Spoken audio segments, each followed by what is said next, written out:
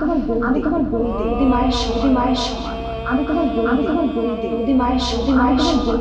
আমি তোমার বৌদি মায়ের সমান।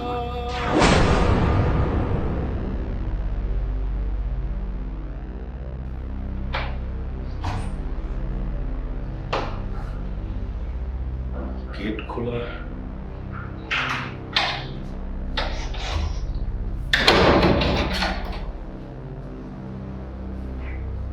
তিথি, তিথি,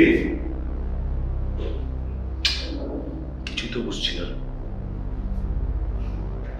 তিথি,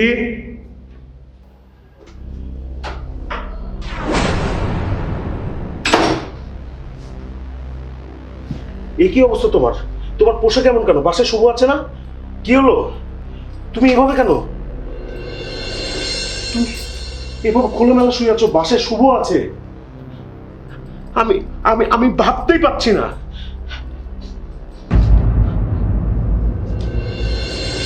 কি ওটা?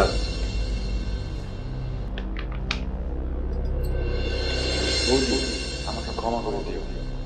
জানি আমি তোমাকে অনেক কষ্ট দিয়ে ফেলেছি। জানি এই শহরে অনেক মেয়ে আছে টাকার জন্য স্বামীকে ধোঁকা দিতে দ্বিধাবোধ করে না। কিন্তু আমি বুঝতে পেরেছি তুমি ওই রকম না। আমার আগে থেকেই জানা ছিল দাদার টাকার সমস্যা আছে। আমি দাদার টাকার সমস্যা দূর করার জন্যই তোমাদের বাসায় এসেছিলাম। আর হ্যাঁ বৌদি, আলমারিতে একটা ব্যাগ রাখা আছে, ব্যাগে 10 লাখ টাকা আছে। আশা করি ওই টাকা দিয়ে তোমাদের সমস্যার সমাধান করতে পারবো। দাদা ও বৌদি, আমাকে নিয়ে চিন্তা করো না, আমি গ্রামে ফিরে গেলাম। তোমরা ভালো থেকো, আমার প্রণাম নিও। ছি,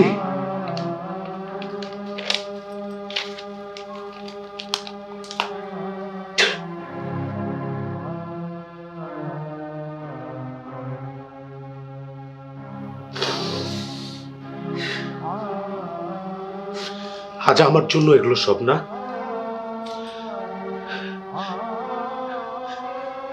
আমি আর এগুলো চাই না। আমি আর এমন কখনো চাই না।